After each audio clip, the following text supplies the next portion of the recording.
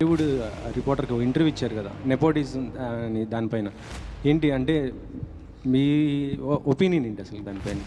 నేనేం చెప్పినా ఒకసారి చెప్తారా? నాకు గుర్తులేదు.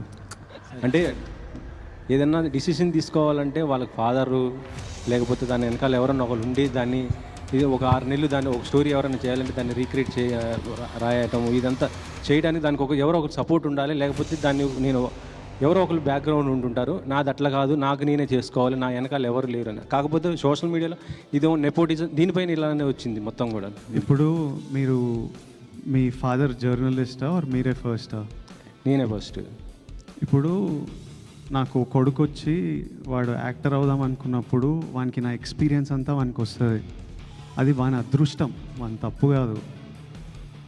వానికి నేను సినిమా ప్రమోట్ ఎట్లా చేయాలో, స్క్రిప్ట్లు ఎట్లా ఉండాలో, ఎలాంటి టెక్నీషియన్లు ఉండాలో, ఎవరు మంచోలో, ఇవన్నీ నా లైఫ్లో నేను నేర్చుకొని ఆ జర్నీ వల్ల నాకు ఎక్స్పీరియన్స్ వస్తుంది. అది నా చుట్టూ ఉన్న వాళ్ళకి, నా కొడుకు వాడు యాక్టర్ అయితే వానికి పనికి వస్తుంది. అది వాని అదృష్టం. ఆ అదృష్టం నాకు లేకుండే. So what I'm saying was that I had to figure. నేను నేర్చుకోవాల్సి వచ్చేది అన్నీ. ఒక తప్పులు చేసుకుంటూ ఎక్స్పీరియన్స్ అవుతూ, ఓ ఇట్లా చేయవచ్చా, ఓ ఇట్లా చేయాలా అని చూసుకుంటూ నేర్చుకోవాలి. అది ఏ ఫీల్డ్ అయినా, నేను యాక్టర్ల గురించి కాదు, లైఫ్ ప్రపంచంలో డాక్టర్ కొడుకులు వాళ్ళకి ఎగ్జాక్ట్లీ ఏ స్ట్రీమ్ తీసుకోవాలి, ఎవరి దగ్గర వెళ్ళాలి, ఏ హాస్పిటల్లో ఎక్కడ సీట్ దొరుకుతుంది, ఏ కోర్స్ చూస్ చేయాలి,